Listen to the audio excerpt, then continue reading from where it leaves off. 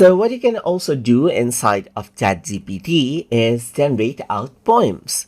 So for that, I'm going to go around and write this prompt. So I'm just going to go around and say, write a poem regarding how special a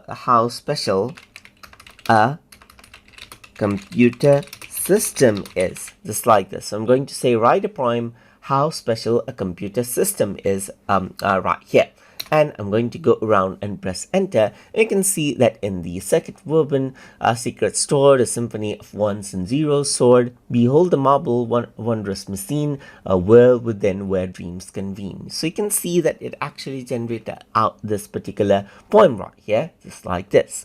What you can also go around and do is, let's say for example, generate specific poems. So let's say for example, I'm going to go around and say generate a poem regarding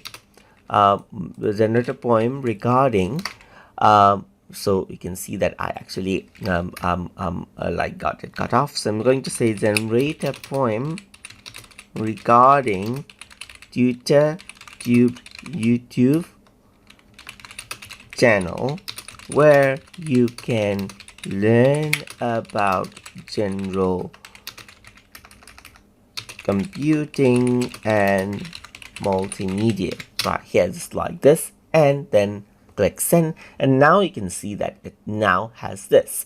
So in the vast expanse of the digital sphere where knowledge flows and mind appear, there's a beacon of light, a guiding ray, YouTube where wisdom holds away. With pixels ablaze and bytes of fight, it's sanctuary where seekers unite. In the realm of YouTube, it takes its stand, a heaven for learners across the land. So you can see that this is what you have. General computing, multimedia's art. Yes, lesson unfold, the symphony's chart. So you can see that it actually created a poem just like this.